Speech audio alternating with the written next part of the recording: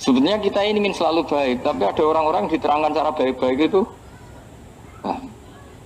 Kayak misalnya ana wong kondo, Gus kula nu bojo kula cerewet ngene-ngene, apike kula pegat. Dicereweti bojo mbek diarani duda iku lara ndi? Lara diarani duda isem lho. Kowe payu rabi dicereweti, ambek ra payu rabi jomblo, sakit mana? Sakit distatuskan jomblo. Malah kena dicereweti sabar prestasi baru. Mesti wong diwolak-walik. Lan jerpe sekolah tas malan ular seneng mbek Imam Syafi'i. Kowe dirasani wong ning ngarepmu, diomongi, ambek dirasani seneng ndi? Seneng dirasani cara kowe. Cara Imam Syafi'i bukti kewibawa, buktine ngomong ning ngarepmu ra wani. Jadi Imam Syafi'i itu rileks urip. Ya Aba Abdillah, orang yang tadi muji-muji jenengan itu kalau di luar maki-maki jenengan. Jadi alhamdulillah. Kok bisa itu kan bukan pengkhianatan. Berarti saya wibawa, di depan saya enggak berani itu. Wong iku sowan Imam Syafi'i ya cium tangan ya hormat, tapi setelah di luar menghujat. Singkat cerita dilaporkan ke Imam Syafi'i. Orang yang tadi nyium tangannya jenengan itu di luar ngerasani jenengan. Jadi Imam Syafi'i, alhamdulillah berarti aku wibawa, mendengarku rawani. Ya dianggap enteng saja. Terus ada orang misoi Ja'far Shadiq. Sayyid Ja'far Shadiq itu Sayyid putune Nabi, orangnya soleh alim, gurunya Abu Hanifah. Di antaranya gurunya Abu Hanifah itu Sayyid Ja'far Shadiq. Itu kalau dihujat orang diomongin ini, dimaki-maki, sampai ke rumah. Pas mau masuk rumah, kamu masih ingin maki-maki saya? Iya, tak tunggu sampai selesai. Setelah selesai, sudah, sampun, sudah. Masih emosi orang, sudah. Kamu misoi saya berdasar apa yang kamu ketahui. Yang tidak kamu ketahui lebih banyak, maka saya tunggu.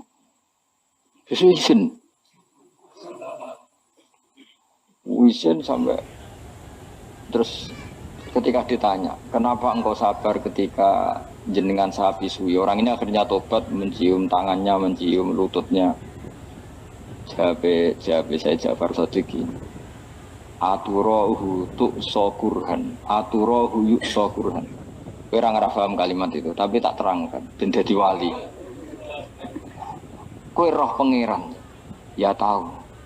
Sing durakani pangeran tuh banyak enggak? Yang maksiati pangeran tuh banyak enggak? Banyak.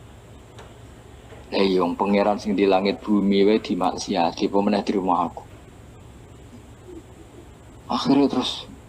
Jadi orang-orang soleh itu cara berpikir itu di luar kapasitas kamu. Apa ya? Mereka itu hanya Allah, tahunya itu hanya Allah. Aku kan enggak egois, harga diri. Wah, mana ada agama berdasar harga diri itu kalau dalam bahasa Arab disebut hamiyat al-jahiliyah itu gengsi no? Jahili. Makanya ketika saya berkali-kali cerita itu, ada seorang ulama dipanggil tetangganya, nom. Setelah sampai situ, sudah kembali saya tidak butuh kamu. Setelah sampai rumah dipanggil lagi, sudah kembali lagi sampai 3 kali. Ulamanya tetap ceria, tetap nyaman. Ketika ditanya, kenapa engkau tetap nyaman? Wahai pemuda, kamu itu tetangga saya. Kata Allah dan Rasul, nak kue iman be Allah Rasul, kon ngapi itu tangga, kon ngundang aku ya teko. Ya seneng nuruti perintahnya. Ketika kamu nyuruh saya kembali, ya saya kembali. Memang itu keinginan kamu. Kue tanggaku, aku kon nurut be tangga. Aku ora urusane be kue. Aku mau nyaman be perintahnya. Nangis pemuda tadi itu tobat. Kalau kamu kan warga diri, orang kok dipimpong. Ini gak bakat wali blas. Jadi orang dulu itu nyaman. Karena yes, pikirannya namun Allah Subhanahu wa ta'ala. Umar bin Abdul Aziz itu termasuk khalifah paling soleh setelah periode sahabat. Itu mau kapundut itu. Semua antai. Ketika keluarganya menangis, kenapa kamu menangisi saya?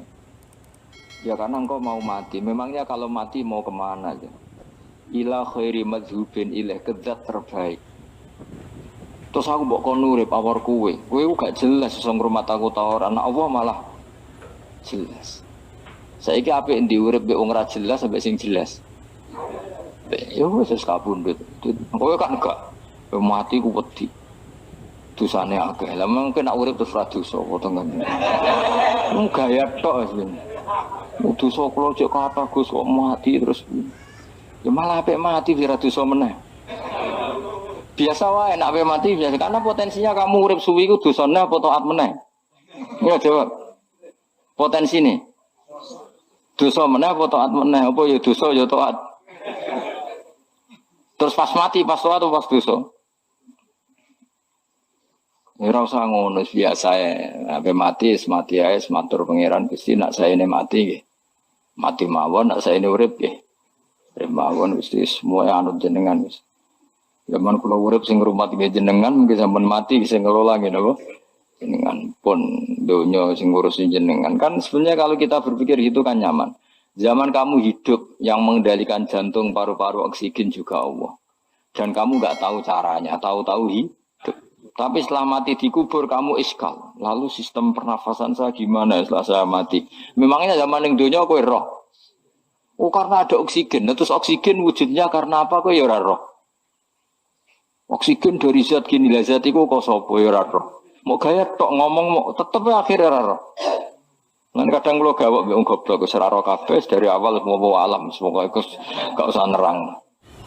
Nah, artinya gini, kalau zaman di dunia kamu tidak bisa mengelola diri kamu sendiri, juga sama setelah mati tidak bisa mengelola diri kamu sendiri. Semua itu al-amru biyadil, semua itu dalam kekuasaan Allah Subhanahu wa ta'ala. Ya sudah, alaihi tawakkaltu wa ilaihi unib. Ya sudah, kita pasrah saja dan kita hanya kembali kepada Allah Subhanahu wa ta'ala. Ya sudah, itu agama. Ini nak logika pakai akal. Wah, itu orang mati itu sudah nggak bisa apa-apa, sudah jadi tanah gini-gini. Masalah catekar ya ngerti, nek jadi tanah itu tidak bisa apa-apa. Tapi masalahnya kita ini dikendalikan oleh zat yang bisa mengelola semua. Yaitu Nabi Adam diciptakan juga dari tanah. Ya sudah, hanya berdasar riwayat itu yang kita akhirnya meyakini setelah kita mati juga bisa hidup lagi. Iki rasa khawatir, iblis itu juga iblis ya lemah. Nyatanya ya kue tetap ngaji jalalan. Berarti orang sukses menyesatkan. Kodang di kue iblis. Ya kodang sampean, tukon ra ngaji tetap ngaji. Tukon paham tetap ra paham. Berarti iblis itu enggak keren loh. Betul, saya setiap melihat orang sholat itu menyaksikan kekalahan apa? Iblis. Jadi iblis itu ya kalah orang kota hebat ya ora. Biasa mawon, ora usah sing hebat ya namung pangeran. Dari awal iblis wis menyerah ngadepi orang sing ikhlas. Ikhlas itu dimulai dari awal. Cara bahasa Inggris pokoke hilir sampai hulu sampai hilir itu kudu ikhlas kabeh. Misalnya kita duit, yakin nek iku wae Allah. Sehingga kita ketika ngasihkan orang itu kamu enggak merasa itu milik kamu. Sehingga enggak gampang ngundat. Selagi itu kamu benar keduanya awalnya salah itu masih mungkin tidak ikhlas. Uang ini milik saya, tak kasihkan kamu dengan ikhlas. Kalimat milik saya ini menjadikan suatu saat kamu jadi undat-undat karena milik saya. Tapi kalau ikhlasnya dari depan, uang ini milik Allah, ilmunya bahak milik Allah. Terus tak kasihkan kamu juga hambanya. Dari awal kan merasa lah saya tidak punya apa.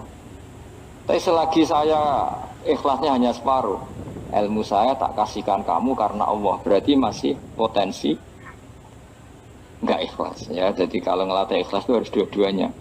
Kamu punya uang milik Allah, punya ilmu milik Allah, punya jabatan milik Allah, kemudian kamu kasihkan sesuai perintah Allah, itu lebih mudah ikhlas karena la haula wala quwata illa billah. Selagi masih separuh saja salah, itu potensi berikutnya juga ikut salah. Misalnya aku ngurmat yatim mau ikhlas, duitku tak kena. Kata duitku itu menjadikan suatu saat. Dulu tak rumah terus saiki jebule lali aku. Tapi kalau alhamdulillah saya pernah digerakkan Allah ngurmat yatim dengan milik Allah juga. Sehingga kita sekedar pernah melakukan ketaatan ini senang. Enggak penting berikutnya anak yatim ini nanti peduli kita apa enggak, enggak penting.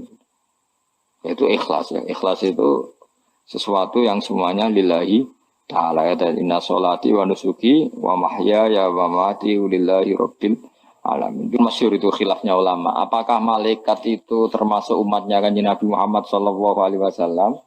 Ada ulama yang mengatakan cara pandang Nabi diutus itu untuk mensolehkan yang tidak soleh atau mensolehkan yang potensi tidak soleh. Kan orang itu ada dua, ada yang memang tidak soleh disolehkan, ada yang potensi tidak soleh. Sebetulnya sudah soleh tapi potensi juga tidak soleh, terus disolehkan.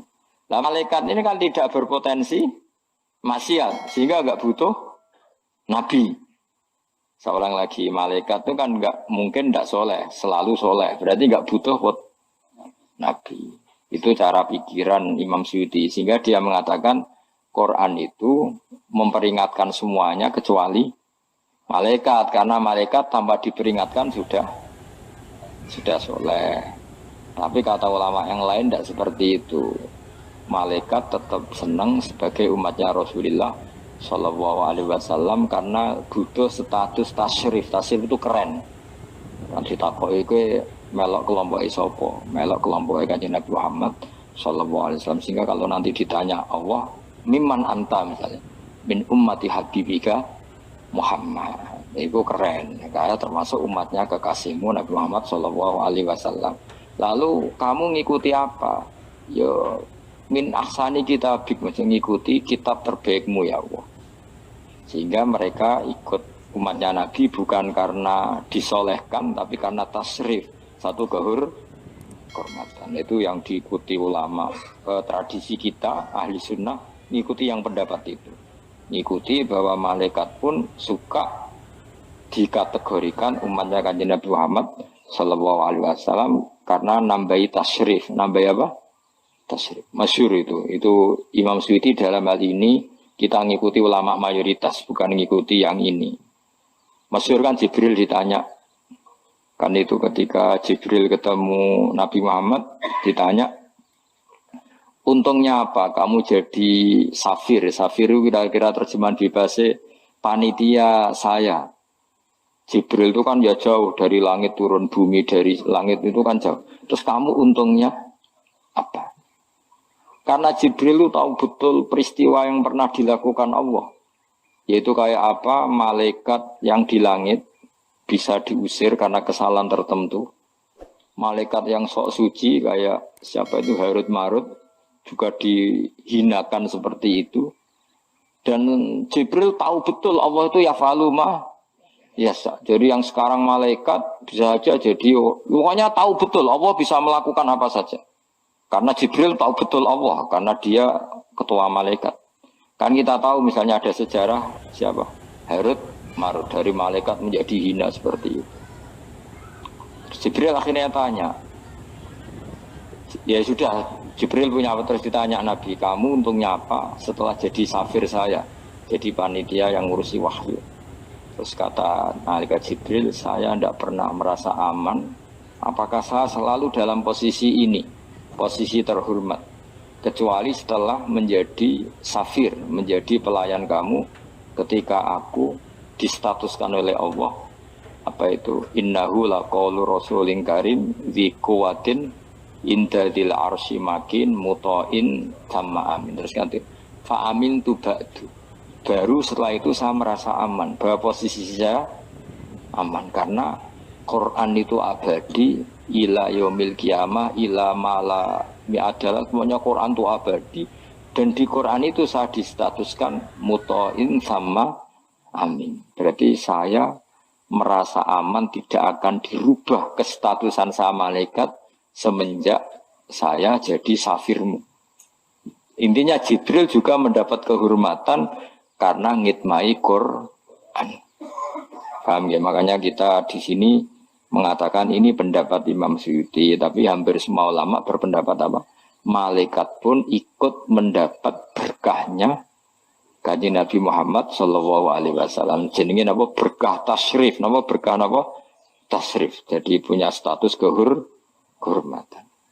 Nah, yang dikatakan Imam Suyuti itu murni logika. Murni logika tadi, yang namanya Quran itu memberi peringatan supaya enggak soleh menjadi soleh, dan malaikat tidak butuh itu karena sudah selalu soleh ya. Jadi itu logika saja. Tapi kita berkeyakinan malaikat pun butuh, tapi untuk kehormatan.